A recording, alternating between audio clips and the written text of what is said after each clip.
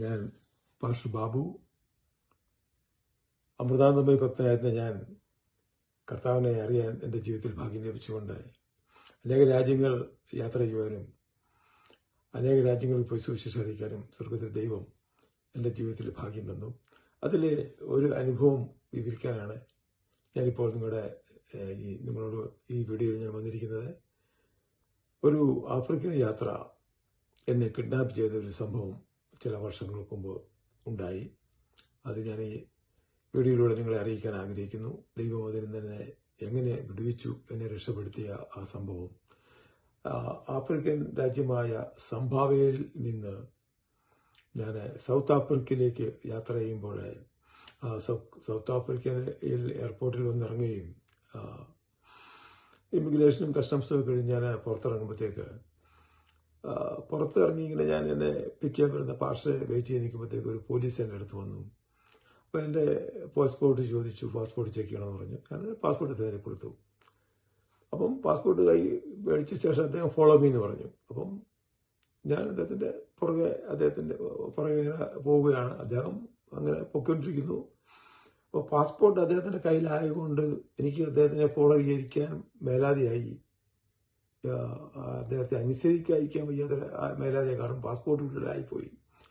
അപ്പം ഞാനിങ്ങനെ എങ്ങോട്ടാ പോകുന്നത് ഞാൻ ചോദിക്കുന്നുണ്ട്. പക്ഷേ ജസ്റ്റ് ഫോളോ മീ എന്ന് അദ്ദേഹം പറഞ്ഞു. അപ്പം പോലീസ് യൂണിഫോമാണ്, പോലീസാണെന്നാണ് ഞാൻ വിശ്വസിക്കുന്നത്. അദ്ദേഹം ഒരു വലിയൊരു ബിൽഡിങ്ങിൻ്റെ അടുത്ത് കൊണ്ടുപോയിട്ട് അതിൻ്റെ ഒരു 8ാമത്തെയോ 10ാമത്തെയോ നിലയിലേക്ക് എന്നെ കൊണ്ടുപോയി. ഈ പാസ്പോർട്ടിൽ പോകണം. ഞാനോട് ഇനി ഇവരുടെ പോലീസ് ഓഫീസ് കാണും, അവിടെ കൊണ്ടുപോകായിരിക്കും, എന്തെങ്കിലും ഇമിഗ്രേഷൻ സംബന്ധമായ എന്തെങ്കിലും നോക്കാനായിരിക്കുന്നു ഞാൻ വിചാരിച്ചു. പക്ഷേ അദ്ദേഹം ഈ നിലയിൽ ചെന്നിട്ട് അതിൻ്റെ പുറകിൽ ഒരു മുറിയല്ല, ഒരു വാർക്കയുടെ കെട്ടി വെച്ചൊരു വാർക്ക പോലെ സൈഡിൽ വെട്ടിച്ചിരുന്നെങ്കിൽ അതിൻ്റെ പുറകിൽ കൊണ്ടുപോയിട്ട് ഇതിൻ്റെ പുറകിൽ നിർത്തിക്കൊണ്ട് അവിടെ ചെന്നപ്പോൾ വേറൊരു വലിയ ഭയങ്കര തടിയുള്ളൊരു പോലീസ് അവിടെ നിൽപ്പുണ്ട്. അപ്പം ഈ പാസ്പോർട്ട് അദ്ദേഹത്തിനോട് കൊടുത്തു. അപ്പോൾ അദ്ദേഹം ലെറ്റ് മി സീ എന്ന് പറഞ്ഞ് ആ പാസ്പോർട്ട് ഇങ്ങനെ തുറന്ന് ചെക്ക് ചെയ്യാൻ തുടങ്ങി. അപ്പോൾ എനിക്ക് മനസ്സിലാകുന്നില്ല, ഞാൻ കിഡ്നാപ്പ് ചെയ്യപ്പെട്ടു എന്ന് എനിക്ക് മനസ്സിലാകുന്നില്ല. ഇത് പോലീസ് ആണെന്നാണ് എൻ്റെ വിചാരം. രണ്ടുപേരും യൂണിഫോമിലാണ് നിൽക്കുന്നത്. അങ്ങനെ നിന്ന് അദ്ദേഹം എൻ്റെ പാസ്പോർട്ട് പരിശോധിച്ച്, നീ എവിടെ നിന്ന് വരുന്നു, എങ്ങോട്ട് പോകുന്നു, എന്തിനാ വന്നതെന്നൊക്കെ ചില ചോദ്യങ്ങളൊക്കെ ചോദിച്ചു. അപ്പോൾ നമ്മളിപ്പം എയർപോർട്ടിൽ ഞാൻ ഈ ക്വസ്റ്റ്യനുകളൊക്കെ ആൻസർ ചെയ്ത് ഇതിൻ്റെ ഫോമെല്ലാം ഫില്ല് ചെയ്ത് കൊടുത്തു. എനിക്ക് ഇതെല്ലാം അവിടെ ചെയ്തിട്ടാണ് ഞാൻ എയർപോർട്ടിൽ ഇറങ്ങിയത്. ഞാൻ ലീഗലാണ്, എനിക്ക് പാസ്പോർട്ടിൽ വിസ അടിച്ചിട്ടുണ്ട്.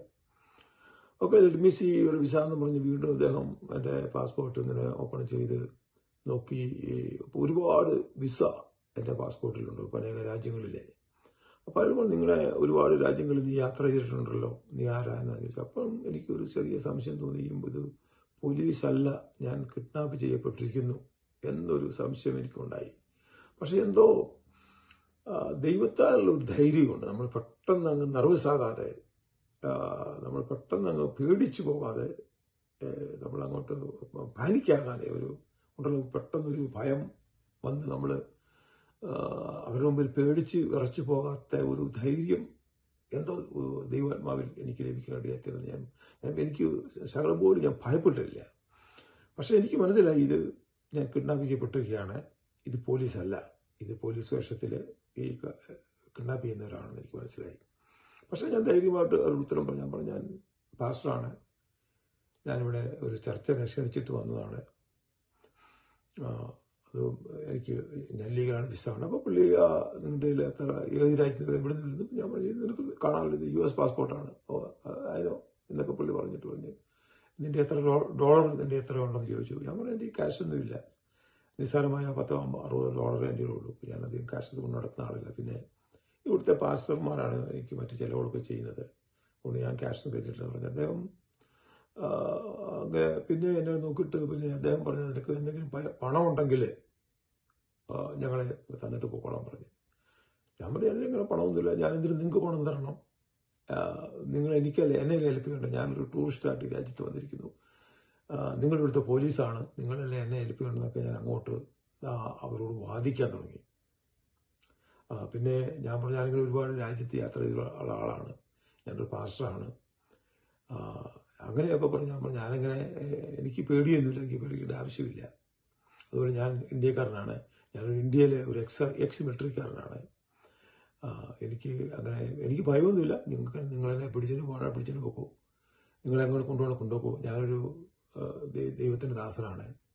പിന്നെ എൻ്റെ ദൈവം അനുവദിക്കാതെ എനിക്കൊന്നും സംഭവിക്കത്തില്ല, എനിക്കറിയാം. പിന്നെ നിങ്ങൾ എന്നിൽ നിന്ന് പണം തട്ടിയെടുക്കാനോ അങ്ങനെയൊക്കെ ആവശ്യമെങ്കിൽ എൻ്റെ കയ്യിൽ പണമൊന്നുമില്ല, ഞാൻ തരത്തുമില്ല. എനിക്കങ്ങനെ പേടിയില്ല.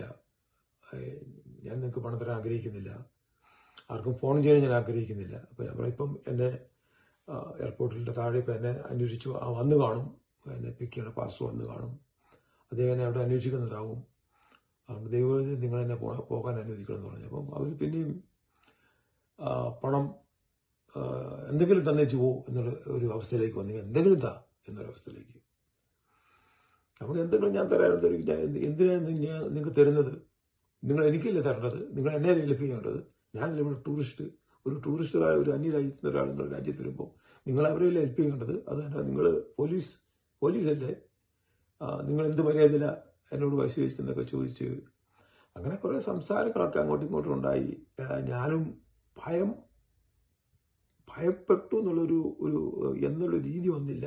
എന്നവർക്ക് മനസ്സിലാക്കത്തക്ക രീതിയിൽ ഞാൻ ഇടപെടുവാനൊരു കൃപ ദൈവം എനിക്ക് തന്നു. അപ്പോൾ ഞാൻ പേടിക്കുന്നില്ല, ഭയപ്പെടുന്നില്ല. എങ്ങനെയെങ്കിലും എന്തെങ്കിലും കൊടുത്തിട്ട് രക്ഷപ്പെട്ടാൽ മതി എന്നുള്ളൊരു ചിന്ത എനിക്കില്ലെന്ന് അവർക്ക് മനസ്സിലായി. അങ്ങനെ ഒരു കൃപ ദൈവം എൻ്റെ മേലിട്ടു.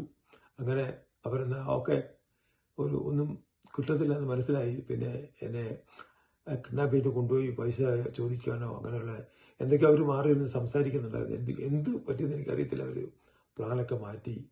ദൈവം രക്ഷിച്ചെന്ന് പറഞ്ഞാൽ മതിയല്ലോ. പോലീസാന്ന് പറഞ്ഞ് ഞാൻ ഫോളോ ചെയ്താ, പക്ഷേ ശരിക്കും പോലീസല്ലായിരുന്നു. അവരെന്നെ കിഡ്നാപ്പ് ചെയ്തുകൊണ്ട് പോകുമായിരുന്നു. എനിക്കത് മനസ്സിലായില്ല. അവർ പിന്നെ പാസ്പോർട്ട് തിരിച്ചു തന്നിട്ട് യു ക്യാൻ ഗോ എന്ന് പറഞ്ഞു. ഞാൻ എലിവേറ്ററിൻ്റെ അവിടെ ചെന്ന് കയറ്റി. ഞാൻ എലിവേറ്ററിലേക്ക് താഴോട്ടിറങ്ങി സ്വോത്രം പറഞ്ഞ് നടന്ന് തിരിച്ച് എയർപോർട്ടിൻ്റെ വാതിക്കൽ നടന്നു വന്നപ്പോഴത്തേക്ക് ആ പാസ്റ്റർ എന്നെ തപ്പി നടക്കും അവിടെ മുഴുവൻ. ആ പാസ്റ്റർ പുറകെ കണ്ടു. പാസ്റ്റർ കൂടെ ഉണ്ടായിരുന്നു, ഞാൻ മുഴുവൻ തപ്പുകൊണ്ടെന്ന്. ഞാൻ പറഞ്ഞല്ല പാസ്റ്ററെ, എന്നെ പോലീസാന്ന് പറഞ്ഞ ഒരാൾ പൊക്കിക്കൊണ്ട് പോയി കഷ്ടിച്ച് ഞാൻ രക്ഷപ്പെട്ടത് വരുവാന്ന് പറഞ്ഞപ്പം അയ്യോ പാസ്റ്റർ രക്ഷപ്പെട്ടു വന്നു. ഇവിടെ ഭയങ്കര കിഡ്നാപ്പിംഗ് ഉള്ള സ്ഥലമാണ്. ഏതായാലും ഭാഗ്യം, പാസ്റ്റർ രക്ഷപ്പെട്ടല്ലോ, ദൈവത്തിന് സ്തോത്രം പറഞ്ഞു. അങ്ങനെ സൗത്ത് ആഫ്രിക്കയിൽ വെച്ചൊരു കിഡ്നാപ്പ് ചെയ്തൊരു അനുഭവം എനിക്കുണ്ടായി. ഏത് സാഹചര്യമാണേലും സ്വർഗത്തിലെ ദൈവം നമ്മുടെ കൂടെ ഉണ്ടെന്നും ആ ദൈവം നമ്മളെ സംരക്ഷിക്കുന്നുള്ള ഒരു ധൈര്യം നമുക്ക് ഒന്നുകൂടെ ധൈര്യം വർദ്ധിപ്പാൻ എനിക്കിടയായി തീർന്നു. അത് ഏത് സാഹചര്യത്തിലും നമ്മളെ സഹായിക്കുന്ന ഒരു ദൈവം നമ്മുടെ കൂടെ ഉണ്ടെന്നുള്ളതാണ് ഞാനിതെന്ന് പറയാൻ ആഗ്രഹിക്കുന്നത്. Thank you. ദൈവം അനുഗ്രഹിക്കട്ടെ. God bless.